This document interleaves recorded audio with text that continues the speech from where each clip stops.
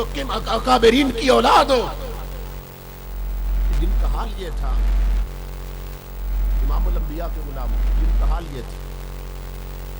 حضرت امام محمد نے کتاب لکھی المبسوط. ایک اورینٹلسٹ تھا ڈاکٹر، بہت بڑا عیسائی ڈاکٹر، پڑھی اور کلمہ پڑھ گئے. مسلمانوں نے گھیر لیا، انہوں نے کہا کلمہ تم نے کیسے پڑھ لی؟ تو بڑا ضدی تھا. اس نے کہا امام محمد کی کتاب پڑھی ہے تو میں نے کلمہ پڑھ لیا.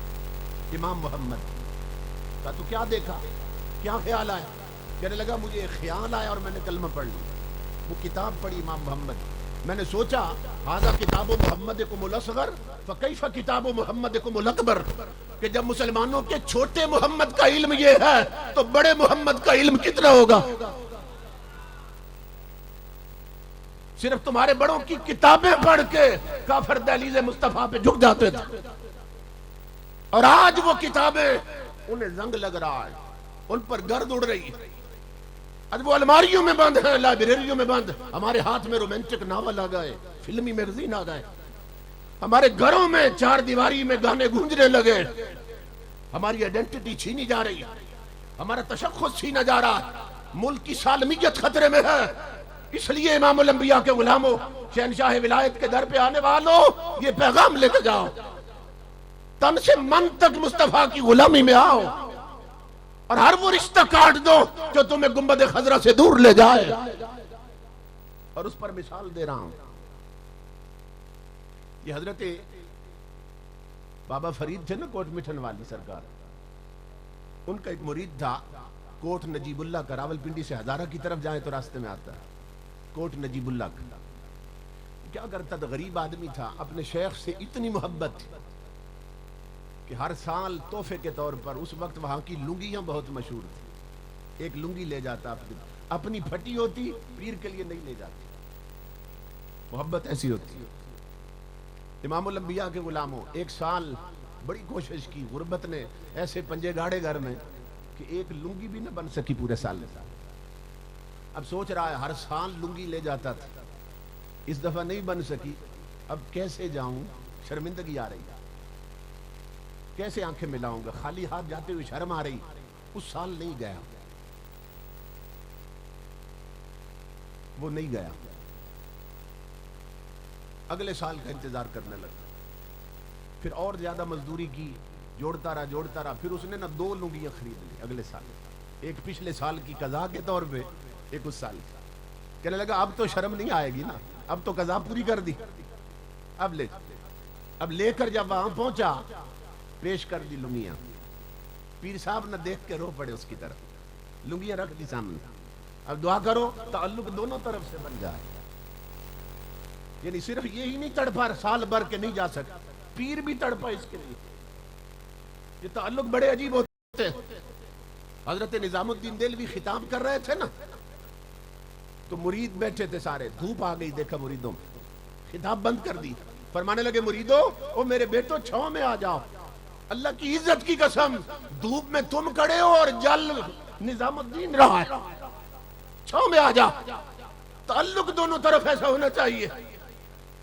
پیر بھی جلتا رہا، میرا مرید نہیں آیا. ایک سال کیوں نہیں آیا؟ جانتے تھے، دلوں کے رازدان ہوتے ہیں. لنگیاں اس نے دی، آپ نے فرمایا ماچس لاؤ، ماچس منگوائی اور لنگیوں کو آگ لگا دی.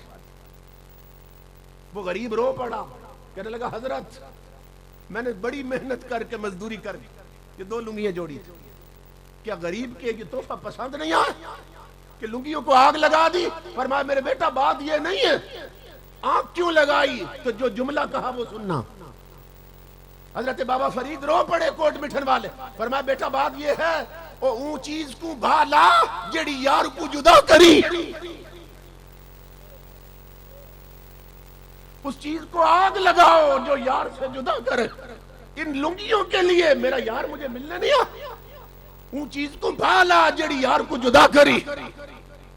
یہی پیغام دے کے خطاب ختم کر رہا ہوں.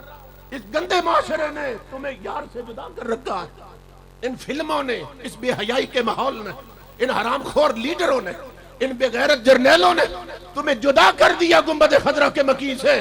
ہر اس چیز کو بھالا جڑی یار کو جدا کری. آگ لگاؤ ہر اس رشتے کو جو تمہیں گنبد خضرا کے سائے سے دور کرے. اپنی اولاد کی گٹی میں مصطفیٰ کی شریعت رکھو. اپنے گھر کے ماحول میں تلاوتوں کا نور پیدا کرو. اپنے بچیوں کے سر پہ شرم و حیا کی چادریں لاؤ. ان کی آنکھوں میں غیرت کے سرمے لگاؤ. انہیں فاطمہ زہرا کے در کی لونڈی بناؤ. اپنے بچوں کو امام علی مقام کے در کا سچا خادم بناؤ. اور یہ تعلق سچے عمل سے جڑے گا, صرف نعروں سے نہیں جڑے گا. صرف زبانی نعرے ہو, جھومنا ہو, ایسا نہیں ہوتا. امام علی مقام فرماتے ہیں میرے 72 کی طرف دیکھ, میری محبت کے دعوے کرنے والے. یہ 72 کا قافلہ ہے, تو آنا چاہتا ہے اس قافلے میں تو پہلے سوچ میرے کارواں میں شامل کوئی کم نظر نہیں ہے. میرے کارواں میں شامل کوئی کم نظر نہیں ہے. وہ جو بے نماز ہوگا میرا ہم سفر نہیں ہے. یزید چاہتا تھا مسجدیں اجڑ جائیں, حسین چاہتے تھے مسجدیں بھری رہیں. تو بتائیے مسجدیں اجڑی ہیں یا بھری ہوئی ہیں؟ اجڑی ہوئی. آبادی دیکھیے اور 5 وقت کی نمازی دیکھیے مسجدوں میں. تو جو یزید کا مشن تھا وہ پورا ہو رہا ہے, اور ہم صرف امام علی مقام کے جلسے کر کے نعرے لگاتے ہیں. جس مشن کے لیے امام نے گردن کٹائی تھی کہ مسجدیں سجدوں سے بھری رہیں, اور یزید سے ٹکر لی تھی, مسجدیں ویران ہیں. تو ہمارا حال یہ ہے کہ صرف 1 مہینے کے لیے حسینی ہے, 10 مہینوں کے لیے یزیدی. گھر میں شیطنت راج کر رہی ہے, یزید کا کردار چل رہا ہے. اس لیے امام الانبیاء کے غلاموں میرا یہ پیغام ہے, اے تجھ کو سنبھلنا تو اے اب وقت سنبھل جا. اے بحر عمیق اپنے کناروں سے اچل جا. غافل تجھے پا کر لے آئے ہیں پھر جال. یہ ڈش اینڈ ٹینے, یہ VCR, یہ فلمیں, یہ بے حیائی کا ماحول, یہ امریکہ کے اقدامات, غافل تجھے پا کر لے آئے ہیں پھر جال. تو باز ہے بلبل نہیں, بستان سے نکل جا. باطل سے نہ ڈر, جنگ کے میدان میں اتر جا. رکھ حق پہ نظر, ماہو سریا سے گزر جا. کی تجھ کو حسین ابن علی نے یہ وصیت, مرنا ہے تو ڈر موت سے, جینا ہے تو مر جا. تقدیر الہی کے نوشتے بھی وہی ہیں, اللہ بھی وہی, اس کے فرشتے بھی وہی ہیں. اتریں گے ملائک تیری امداد کو اب بھی, گر ذات خدا سے تیرے رشتے بھی وہی ہیں. اب جس کے جی میں آئے وہی پائے روشنی. ہم نے تو دل جلا کے سرعام رکھ دیا. وما علینا الا البلاغ. انداز میں درد بھری بات بڑے درد کے ساتھ بیان فرما رہے تھے. ایک جملہ میری نظر سے گزرا, حضرت کے خطاب سے بہت سی آنکھیں نم بھی ہوئیں. مجھے وہ جملہ یاد آ گیا. سکھوں کا جو رہنما گرو نانک, اس نے ایک دفعہ اپنے چیلے کو کہا تھا کہ حسین کو کبھی مت بھولنا, حسین کو کبھی مت بھولنا. اس نے کہا کہ گرو نانک جی, حسین تو مسلمانوں کا ہے. انہوں نے کہا یہ بتاؤ, اگر تمہیں یہ کہوں کہ اپنی بہن کے گھر چوری کرو تو تم کیا کرو گے, کر لو گے؟ کہ جی میں ہرگز نہیں کروں گا. کہ کیا چیز روکے گی تمہیں؟ کہا مجھے ضمیر روکے گا. گرو نانک کہتا ہے اس ضمیر کا نام ہی تو حسین ہے. وہی ضمیر تو حسین ہے جو ہر برائی سے روکتا ہے, دل کے اندر سے کہیں آواز دیتا ہے, اسی کا نام حسین ہے. میں بہت دیر سے اجازت چاہ رہا تھا, وہ میں نے کیسر بھائی سے ذکر بھی کیا کہ پیر صاحب سے اجازت لے لیں, لیکن بار بار یہ اصرار کرتے رہے کہ اب آخری صلاح ہے تو میں انہیں پیش کر دیتا ہوں. اور انہی کی فرمائش ہے برفانہ لکا ذکر کے اس کے 2-3 بند پیش کر دیتا ہوں. مجھے نہیں پتا کہ اس وقت آپ کی کیفیت سننے کی ہے یا نہیں ہے.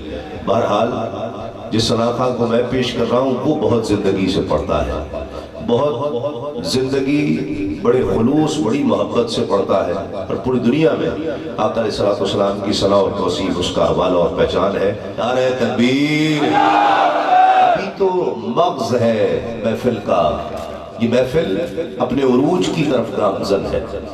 یہ سونے کا وقت نہیں ہے, یہ تو قبولیت کا وقت ہے, اب قریب ہے.